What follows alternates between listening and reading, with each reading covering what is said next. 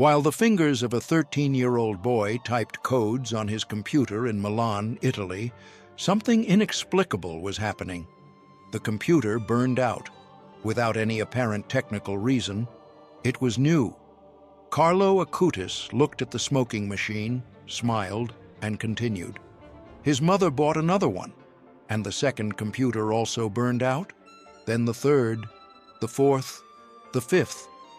5 new computers, one after another, caught fire while Carlo was creating a website to catalog the Eucharistic miracles of the world. His mother, Antonia, interpreted this as a spiritual attack. "The evil one really doesn't like Eucharistic miracles," she said in an interview. But Carlo just smiled. He refused to be intimidated. And he continued, because what he was gathering was too powerful to be stopped. These were extraordinary signs, documented historically and even scientifically, of what the Church's faith has always taught. Jesus Christ is truly present in the Eucharist. Carlo Acutis was born in London on May 3, 1991, but grew up in Milan, Italy. His family was Catholic only on paper. Antonia, his mother, had attended Mass only 3 times before Carlo was born, at her first communion, confirmation, and her own wedding.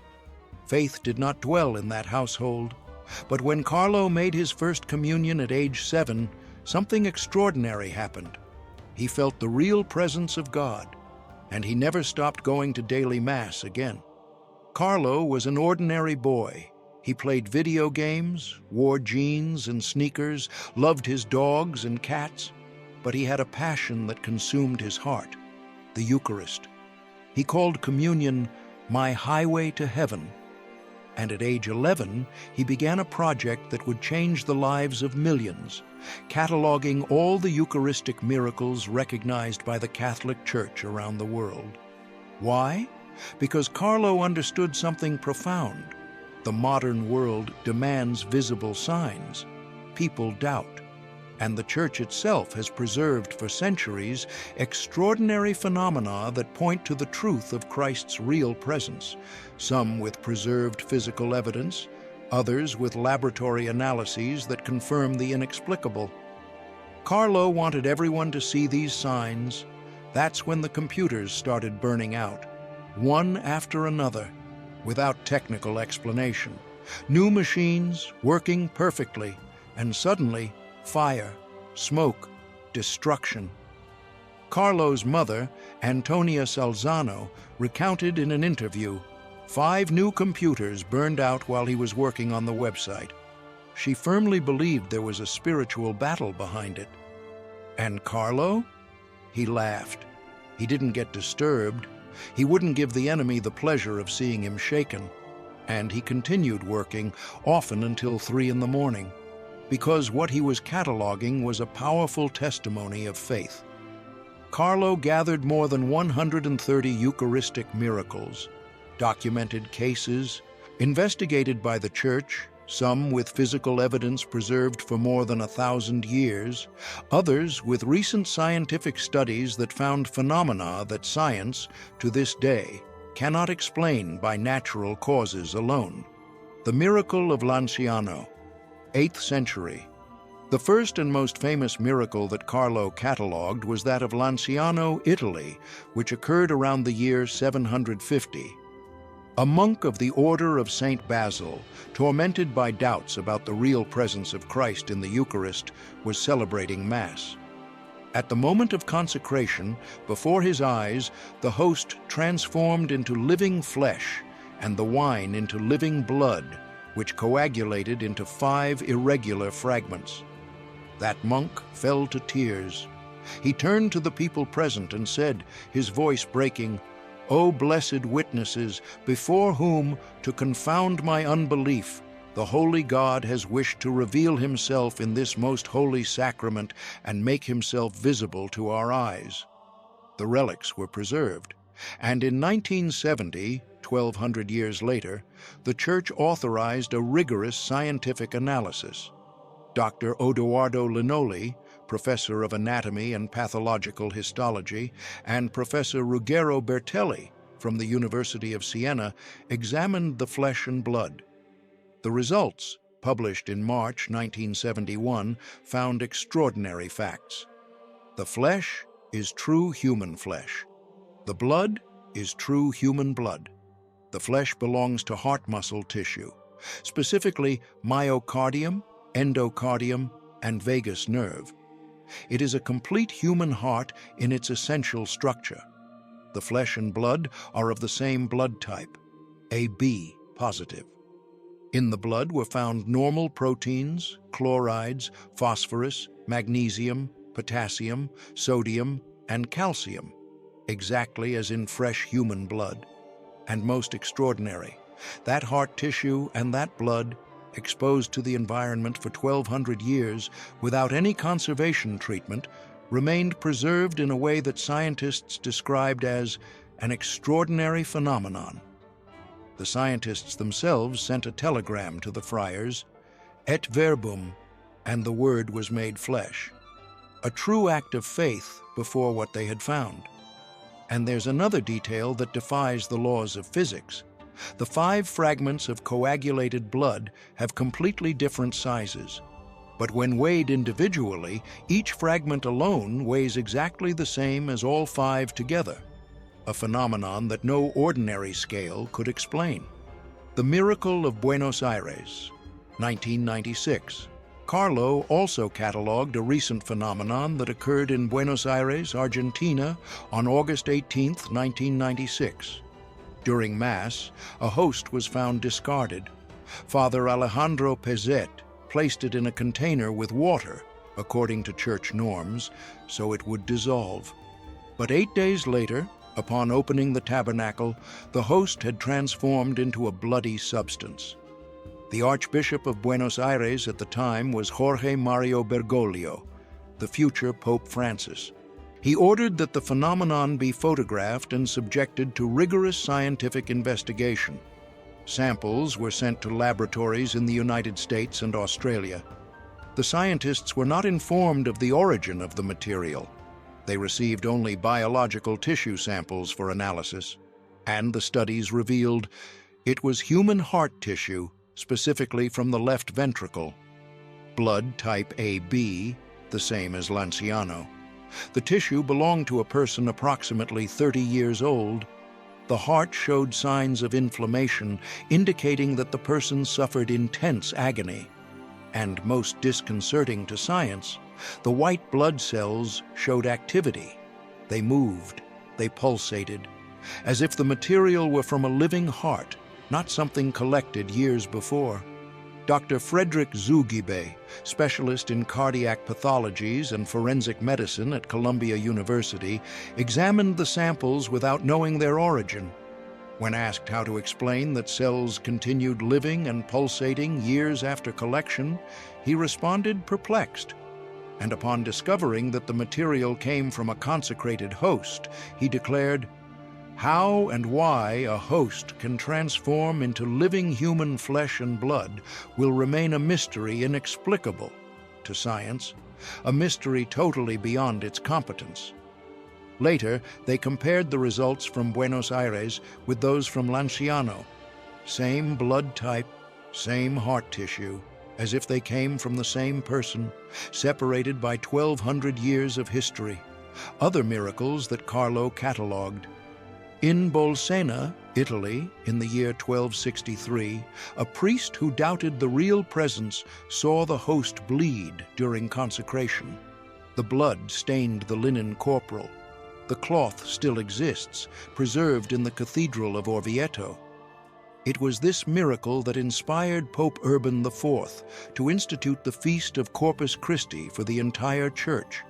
In Santarém, Portugal, in 1247, a woman stole a consecrated host with intentions of witchcraft.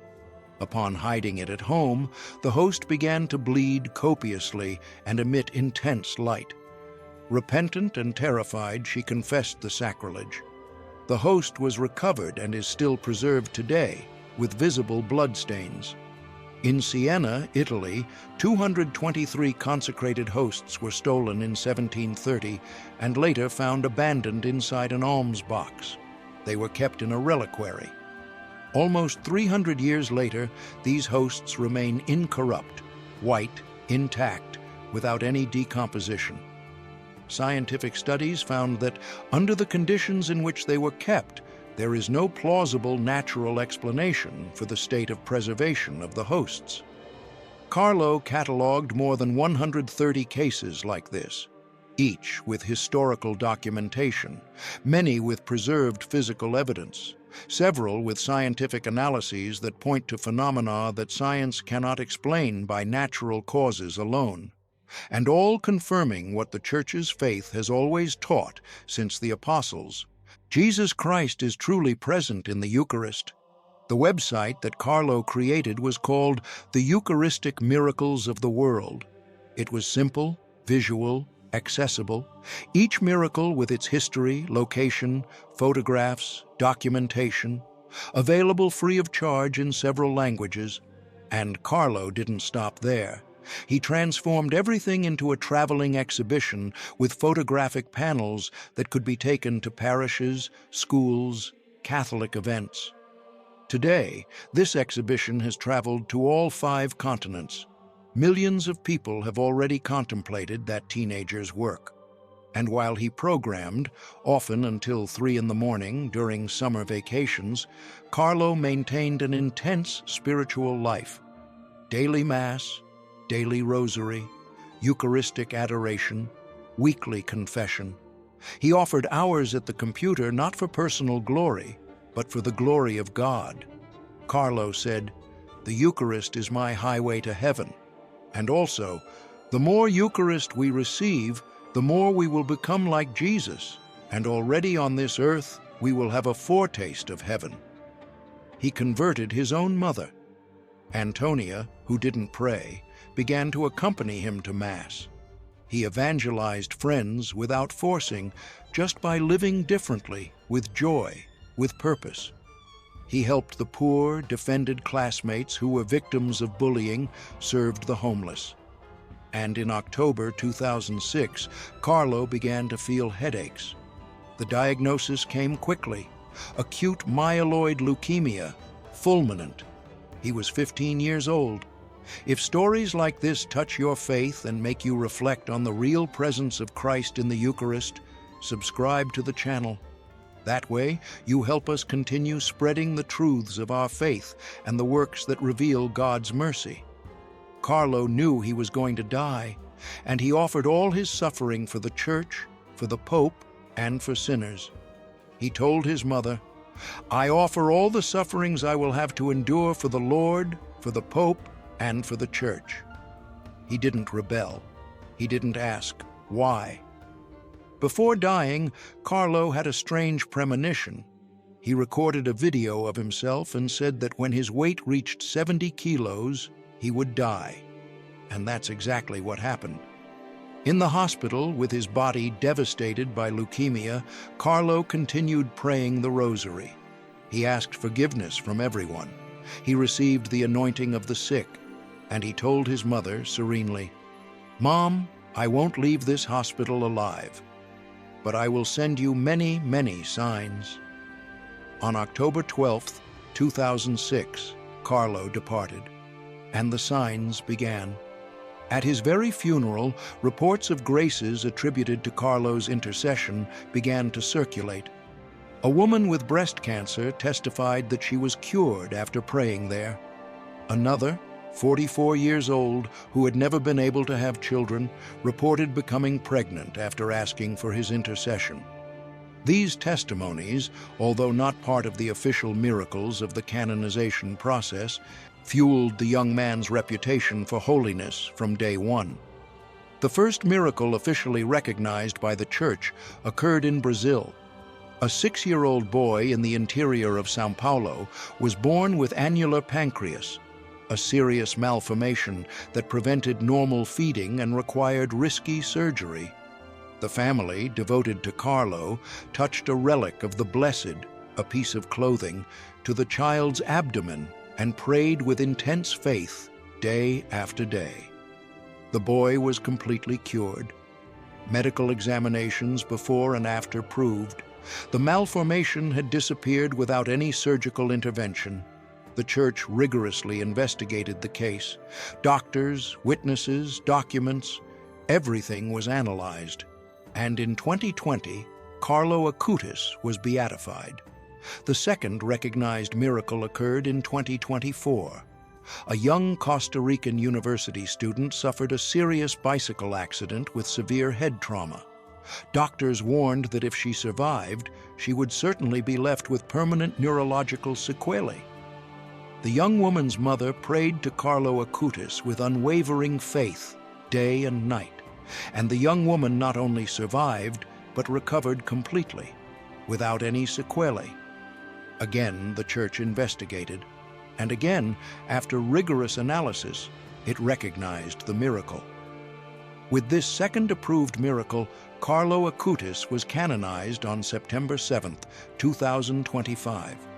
He became Saint Carlo Acutis, the first millennial saint, the patron saint of the internet, the young man who used technology to evangelize.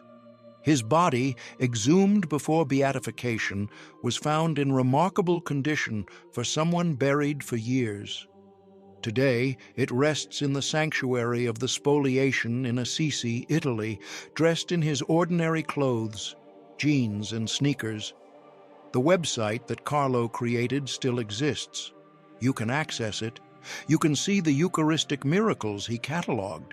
You can contemplate hosts transformed into flesh, scientific studies that identify human heart tissue type AB, cells that defy natural explanations, phenomena that science recognizes as extraordinary. But remember, these signs do not replace faith. They confirm it. They point to what the Church has always taught, since Christ said, "This is my body, this is my blood." The Eucharist is mystery. It is gift. It is real presence that is received through faith, illuminated by grace. Carlo Acutis died at 15, but his legacy reaches millions. He teaches us that holiness doesn't need a religious habit. It can wear sneakers. It can use a computer. It can be young, ordinary, smiling, and totally surrendered to God. And through his work, he leaves us an urgent invitation. The Eucharist is not a symbol. It's not a distant memory. It's not a pious metaphor. It is Christ alive, real, present. The miracles he cataloged are God crossing through history with visible signs, saying with infinite love, "I am here. I have never abandoned you." In Lanciano, a human heart preserved for more than 1,000 years without natural explanation. In Buenos Aires, heart tissue with cells that scientists found alive and pulsating years later. In Siena, incorrupt hosts for almost 3 centuries, all extensively documented, investigated, and presented in studies that point to phenomena that science, to this day, cannot explain by natural causes alone. 5 computers burned while Carlo worked on this project, a fact that his own mother interpreted as a spiritual attack. But Carlo refused to be intimidated. He smiled and continued. Because truth is stronger than any opposition, because Jesus Christ is present in every tabernacle, in every Mass, in every consecrated host in the world. May Saint Carlo Acutis, the young man who transformed code into prayer and technology into evangelization, inspire us to use our talents, our time, our entire life to proclaim to the world, Jesus is here, in the Eucharist, waiting for us, loving us, wanting to transform us. Because, as Carlo used to say, sadness is looking at yourself, happiness is looking at God,